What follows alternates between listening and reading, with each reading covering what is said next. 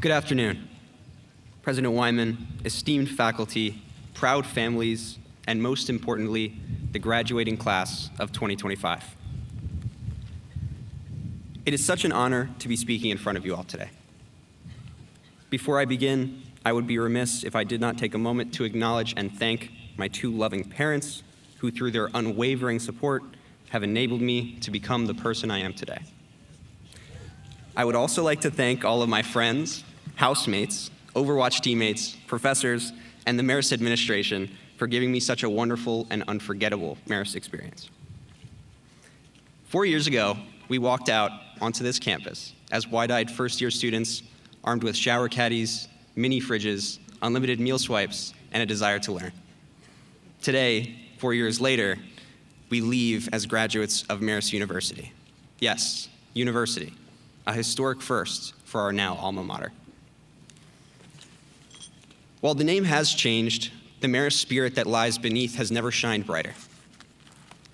You are all a part of history today. The class of 2025 will forever be known as the torchbearers of Marist's next great chapter.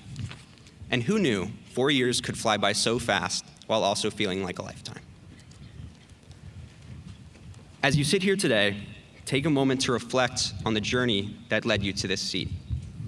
All the late night study sessions, all the hours of sleep that you lost, maybe a few late night trips to Palace Diner or McDonald's, moments of self-doubt, and moments of undeniable triumph. You have formed friendships that will last a lifetime, overcome challenges that once seemed insurmountable, and proven to yourself time and time again that you are capable of more than you ever imagined. First, I'd like to talk about something relevant to everyone here, about becoming the best version of yourself. It is important to be authentic and to not compare yourself to others. Comparing yourself to others only inhibits your own progress because success looks different in everyone.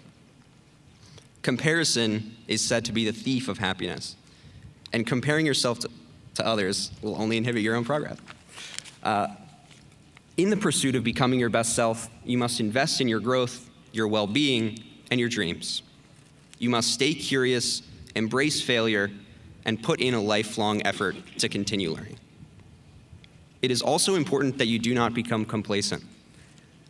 During my first semester at Marist, one of my professors gave me an interesting assignment: to think about the usual route that I take to class, and then to take a different one. This seemingly trivial task turned out to be a very valuable lesson.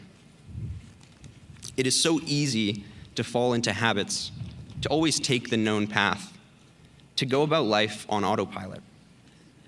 But we grow by stepping outside of our comfort zones, by pushing at the boundaries of what we can do, and by learning that it is okay to fail and to admit that you don't know.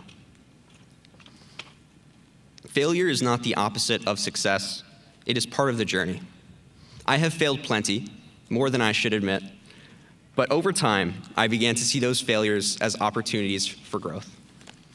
So when things inevitably do not go your way, remember that failure is a teacher and not an enemy.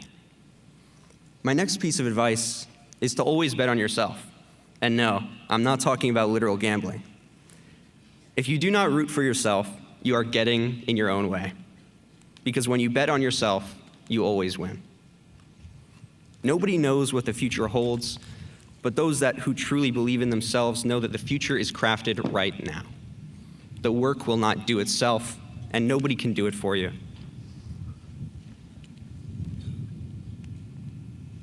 Every choice you make brings you closer to the person that you're meant to become. Trust in your ability to grow, adapt, and persevere. Still, being your best self is only half of the equation. The other half is the impact you have on your community. Throughout our time at Marist, we've learned the power of community.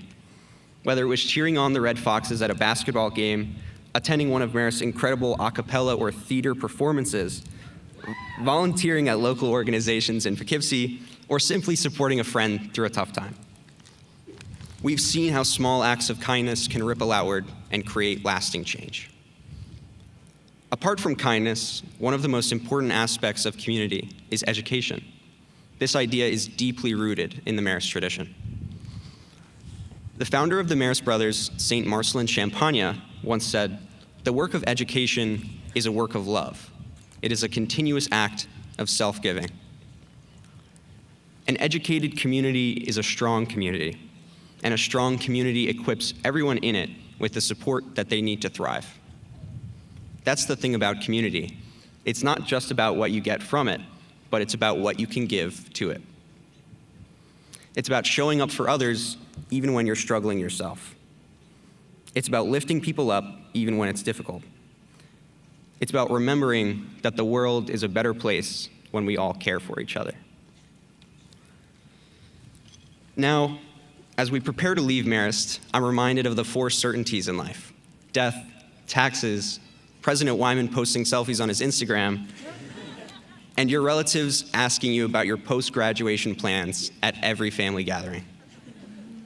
They will say, "What are you going to do after you graduate?"